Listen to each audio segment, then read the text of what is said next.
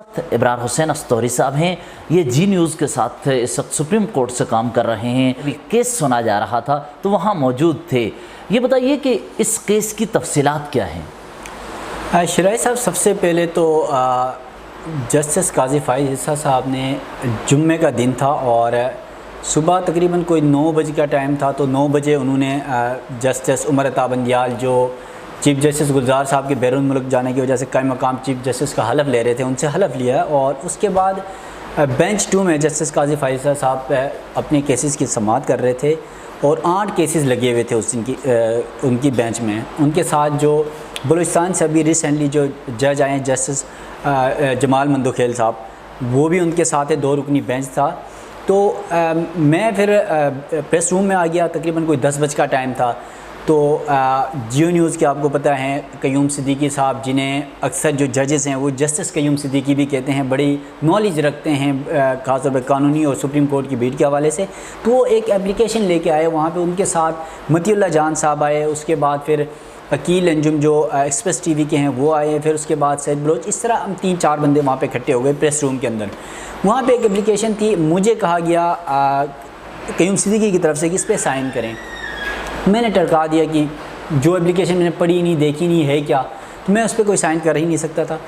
تو وہاں پر میں نے صرف ایک چیز دیکھی، وہاں پر ایک نام لکھا ہوا تھا،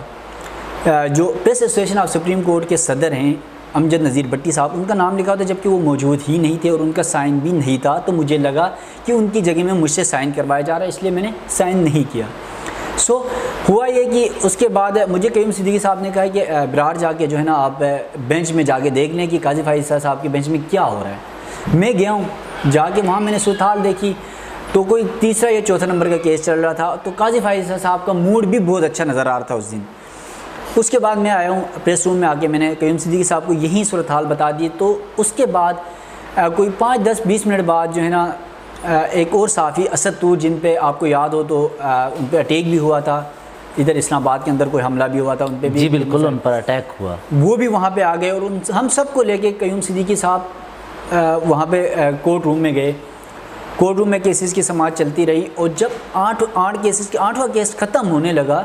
ختم ہوا تقریباً، تو بینچ ختم ہونے کے بعد اٹھ جاتا ہے، اور جو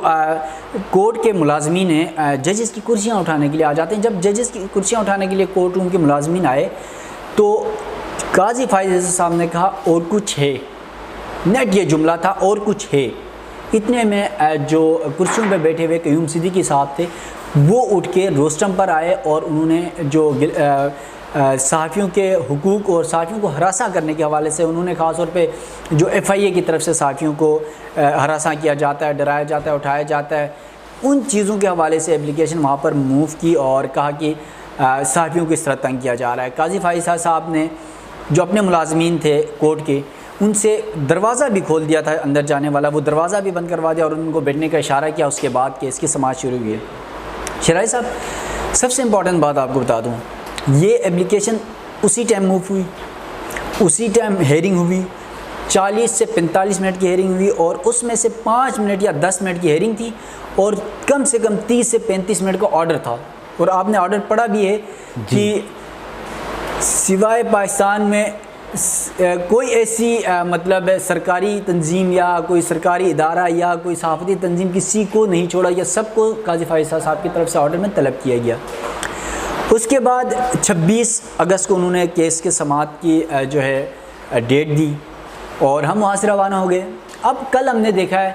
ہمیں اسی دن یہ اس بات کا خدشہ تھا، اور اسی بات پہ میں نے پریس روم میں آ کر دیگر دوستوں سے میں نے اعتراض بھی اٹھایا، ذاتی طور پہ کیونکہ میں پریس ایسوسیشن کا ممبر ہوں، ایگزیکٹو کا چیئرمین ہوں، تو میں نے صدر سے اس بات پہ اعتراض بھی اٹھایا کہ اس پہ پہلے مشاورت ہونی چاہیے تھی، جو مشاورت بھی نہیں ہوئی اس اپلیکیشن کے حوالے سے۔ تو صدر نے کہا کہ مشاورت مجھ سے کی گئی تھی، تاہم میری غلطی ہے کہ میں اپنی باڈی سے ڈسکس نہیں کر سکا۔ اس کے بعد جب یہ چیزیں دیکھی کل ہم نے کہ ایک بینچ نیا تشکیل دیا گیا قائم مقام چیف جسٹس عمر عطا بندیال کی جانب سے 5 رکنی لارجر بینچ اس کیس کے حوالے سے، اور 26 اگست کے بجائے سماعت 23 اگست کو رکھی گئی ہے۔ اب 23 اگست کو ایک اور بھی وہاں پہ عدالت کی جانب سے ایک پریس ریلیز آ گئی ہے، جس میں یہ کہا گیا ہے کہ جو ججز ہیں چیف جسٹس کے علاوہ ججز کیا اپنے عدالتی کارروائی کے دوران نوٹس لے سکتے ہیں یا نہیں ہے، اس کے حوالے سے تعین کیا جائے گا۔ اب جو 5 رکن لاجا بینچ سب سے پہلے اس کا تعین کرے گا۔ اچھا، جو ہیراسمنٹ کے حوالے سے کیس تھا اس سے قبل یہ ڈیفائن کیا جائے گا کہ آیا جج سو موٹو لے سکتا ہے، اس حوالے سے اس پر بحث ہوگی پہلے؟ جی بالکل شہراز صاحب، سب سے پہلے اس پہ ڈیسائیڈ ہوگا کہ کیا چیف جسٹس کے علاوہ دیگر ججز بھی سپریم کورٹ کے ہوں یا دیگر عدالتوں کے ہیں، کیا وہ از خود نوٹس لے سکتے ہیں یا کوئی نوٹس لے سکتے ہیں۔ تو حالانکہ دیکھیں یہ تھا اپلیکیشن پہ نوٹس تھا۔ سب سے بڑی بات آپ کو بتا دوں، اس وقت سپریم کورٹ آف پاکستان میں 54,000 کیسز زیر التوا ہیں۔ 54,000 کیسز، طریقہ کار ہوتا ہے وہاں پہ کہ آپ نے اپلیکیشن فائل کرنی ہوتی ہے آفس، اور وہاں سے پھر رجسٹرار آفس کے ذریعے وہ چیف جسٹس کے ذریعے وہ فکس ہوتا ہے کیس۔ اچھا، یہ پراپر چینل ہے، یہ پراپر چینل ہے جس کے ذریعے کیس کی ہیئرنگ ہوتی ہے، لیکن یہاں پر اس چینل کو استعمال نہیں کیا گیا۔ اور دوسرا، آپ یہ کہتے ہیں کہ جو پریس ایسوسی ایشن تھی اس نے مشاورت بھی نہیں کی۔ قیوم صدیقی صاحب بڑے قابل احترام ہیں، انہوں نے صحافت میں بڑا وقت بتایا، ان سے سیکھتے ہیں ہم لمحہ بلمحہ، ان کی رپورٹنگ سے ہمیں بہت کچھ نیا جاننے کا موقع ملتا ہے۔ لیکن اس کیس میں آپ یہ سمجھ رہے ہیں کہ مشورہ نہیں ہوا، اور ایسا لگ رہا ہے کہ کچھ قوتیں ہیں جو چاہتی ہیں کہ اس صحافیوں کو ہراساں کرنے کے واقعات کا سہارا لے کر آگے بڑھا جائے، ایسا ہے؟ جی شیرازی صاحب، اس کی بڑی مثال میں کورٹ روم کے اندر جو ہوا اسی ماجرے کی میں بات بتاؤں گا آپ کو، کہ متی اللہ جان صاحب، آپ کو پتہ ہے انہیں بھی جو ہے نا ایک وقت یاد ہوگا آپ کو، انہیں بھی اٹھایا گیا، انہیں بھی ہراساں کیا گیا، ان کے خلاف بھی سپریم کورٹ میں بھی کیس چل رہا ہے، ہائی کورٹ میں بھی ان کے خلاف کیس چل رہا ہے، تو وہ بھی وہاں پہ موجود تھے، اور انہوں نے روسٹم پر آ کر کہا کہ اس کیس سے میرا کوئی تعلق نہیں ہے کیونکہ میرے کیسز آلریڈی ہائی کورٹ میں چل رہے ہیں۔ انہوں نے اس اپلیکیشن سے لا تعلقی کا اظہار کیا، جبکہ جو قیوم صدیقی صاحب ہیں اس کے روسٹم پہ جب وہ کھڑے تھے تو ان کے ساتھ بیک پہ اسد طور صاحب کھڑے تھے۔ اسد طور صاحب کا بھی کیس آپ کو پتہ ہے، جو ذاتی طور پر مجھے لگا کہ یہ یا تو اسد طور کو بچانے کے لیے ایسی اپلیکیشن موو کی گئی ہے، یا پھر دیکھیں اگر آپ نے صحافتی معاملات پر کرنی تھی تو پھر آپ صحافیوں سے، جو press association of supreme court ہے اس کی کیبنٹ سے آپ ڈسکس کرتے، وداؤٹ ڈسکس آپ کیسے اپلیکیشن فائل کرتے ہیں، اور اپلیکیشن کا پھر طریقہ کار تھا، طریقہ کار کیوں نہیں فالو کیا گیا؟ دیکھیں، آپ نے کہا کہ اسد طور کے حوالے سے گزشتہ ہفتے ہم نے دیکھا کہ وہاں مدثر نارو کے حوالے سے اس کی فیملی کے ممبران احتجاج کر رہے تھے، وہاں پر قیوم صدیقی صاحب تھے، بشیر چودھری صاحب تھے، اس کے علاوہ وہاں ہم نے دیکھا اسد طور اور قیوم صدیقی اور تمام وہ لوگ تھے جو ان کیسز میں اکٹھے نظر آتے ہیں۔ لیکن اس کا مطلب یہ نہیں ہے کہ کوئی اگر صحافیوں کو ہراساں کرنے کا کیس ہو تو وہ صرف ایک شخصیت کو بچانے کے لیے ہے، اس میں عمران شفقت بھی ہیں، اس میں اور بھی بہت سے نام ہیں۔ جہاں تک تعلق ہے کیس کو سننے کے حوالے سے اور وہاں پر نوٹس کے حوالے سے، اس پر جس طرح کارروائی ہوئی، جس طرح کام ہوا، وہ اس پر تحفظات کا اظہار کیا جا رہا ہے۔ باقی ان تمام صحافیوں پر تو اس وقت پابندیاں ہیں، مشکلات تو ہیں نا۔ اس کیس کو لے کر ہم یہ نہیں کہہ سکتے کہ وہاں صحافیوں پر پابندی نہیں، انہیں ہراساں نہیں کیا جا سکتا۔ تو یہ کیسے آپ کہہ سکتے ہیں کہ ایک شخص کو بچانے کا آپ کو محسوس ہوا؟ شاید دیکھیں شیراز صاحب، میں نے اپنے جو تحفظات تھے نا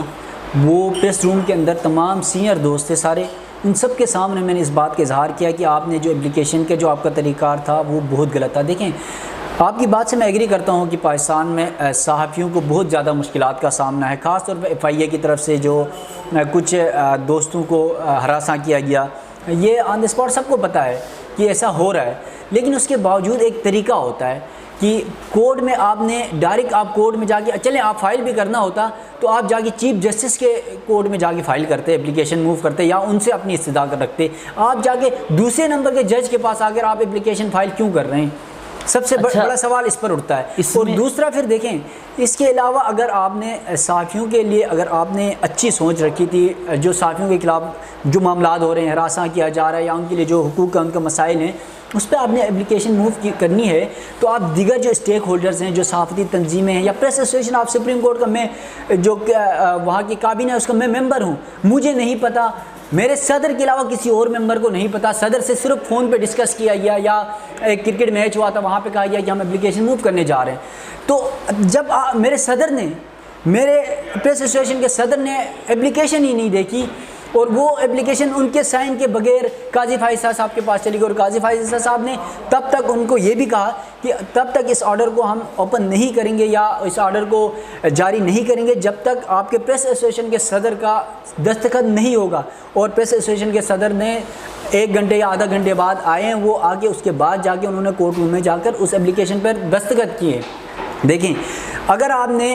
واقع صحافیوں کے لیے اچھی سوچ ہے، دیکھیں صحافیوں کے لیے اگر ان کی جگہ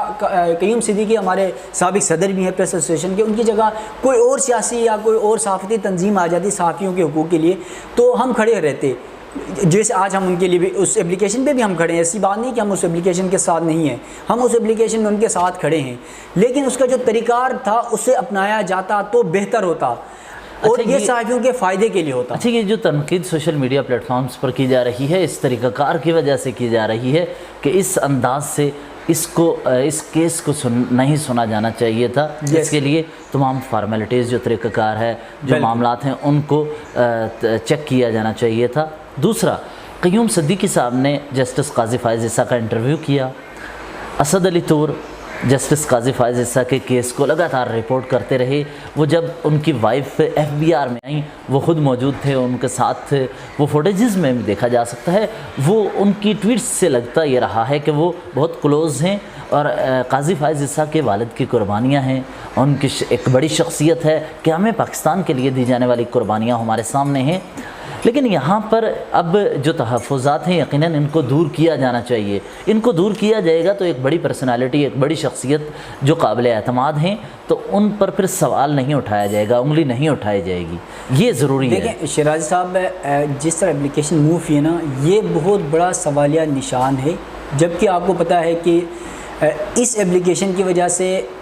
چیف جسٹس جو قائم مقام چیف جسٹس امرتا بندیال صاحب ہیں انہیں 5 رکنی لارجر بینچ تشکیل دینا پڑا، نوٹس کو از خود نوٹس پہ کنورٹ کرنا پڑا۔ اس کا مطلب آپ دیکھیں ججز کو بھی آپ جو ہے نا متنازع بنانے کی کوشش کر رہے ہیں کہ ججز کو متنازع نہیں بنانا چاہیے، نہ میں بنا سکتا ہوں، نہ آپ بنا سکتے ہیں، نہ کوئی اور، اور ججز کو بھی ایسا نہیں کرنا چاہیے، ذاتی میری رائے ہے۔ اور خاص طور پہ قاضی فائز عیسیٰ صاحب کے حوالے سے اس دن جو کیس کی سماعت ہوئی، آپ میرے ٹویٹر پہ جا کے دیکھ سکتے ہیں، میں نے ٹویٹر پہ لکھا ہے اسی دن، میں نے کہا جسٹس قاضی فائز عیسیٰ صاحب کا 9 بال پہ تاریخی چھکا۔ میں نے 9 بال اسی لیے کاؤنٹ کیا تھا کہ طریقہ کار سے مجھے اعتراض تھا اس اپلیکیشن کے، مجھے اس کے صحافیوں کے حقوق سے، دیکھیں میں خود بھی صحافی ہوں، مجھے بھی صحافیوں کے ساتھ کیا ہوتے ہیں یا میرے ساتھ خود کئی بار کیا ہوئے معاملات مجھے پتہ ہے، احساس ہے مجھے، لیکن اس کے طریقہ کار پہ مجھے آج بھی اعتراض